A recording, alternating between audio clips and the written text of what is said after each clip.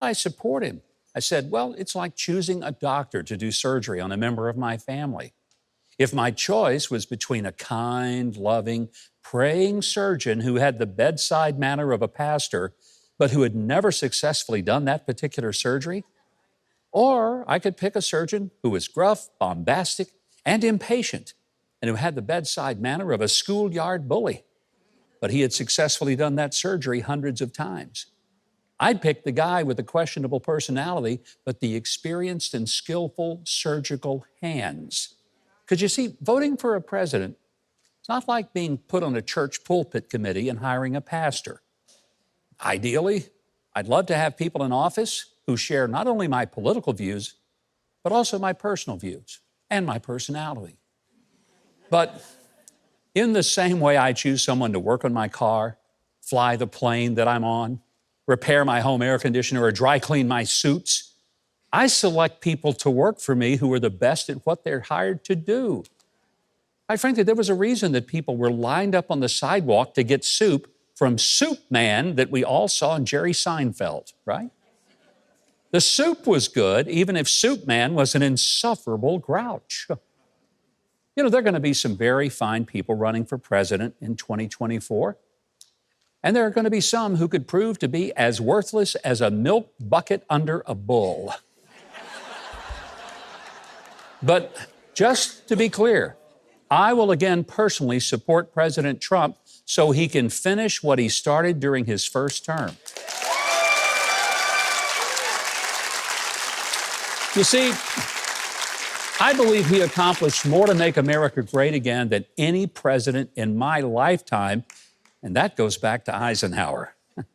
There were presidents who were more articulate and had a more engaging sense of humor, such as Kennedy and Reagan. There were some who had great legislative savvy, such as Lyndon Johnson. Some were truly decent and kind human beings, Jimmy Carter, George Herbert Walker Bush. But no president helped this country get steered away from the insanity of socialist economics and insane policies on energy, the military, and the proper role of the courts, as did Donald Trump. No one.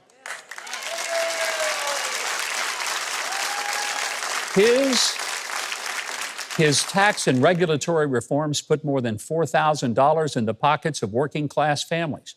His energy policies provided us with affordable energy for our cars and homes and made us energy independent over Middle Eastern countries who hated us. And we were energy independent for the first time in 75 years.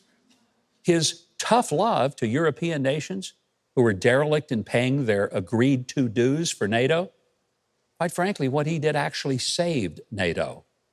He was the first president since Reagan to not get us in a war. Yet he advanced the pay and benefits of our military and focused on our armed forces being lethal instead of just being diverse and woke. In 2016, I had the opportunity to introduce him in New York to 1,000 pastors, and I said, with him sitting right by me, I wasn't sure he could find John 3:16 in a Mark New Testament. But let me say, no president ever did more for religious liberty than Donald Trump did. And no president was ever as pro-life as he was. And not just in what he said, but what he actually did. And by the way, he had the guts to move our embassy in Israel to Jerusalem, recognize Jerusalem as the rightful capital of the Jewish state, and enact the groundbreaking Abraham Accords. Maybe there are other conservative candidates for president who would do well, but who else could take and endure the relentless hate that he has faced and the never-ending persecutions and prosecutions of the demonic deep state? Hey, Donald Trump is far from perfect, but then so am I, and so are you.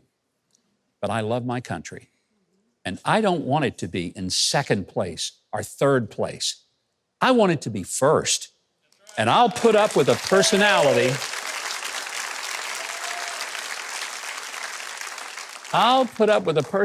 Then it kind maybe at times be vain and vulgar, but I'll do it to make America great again. And that's why I will support him again for president.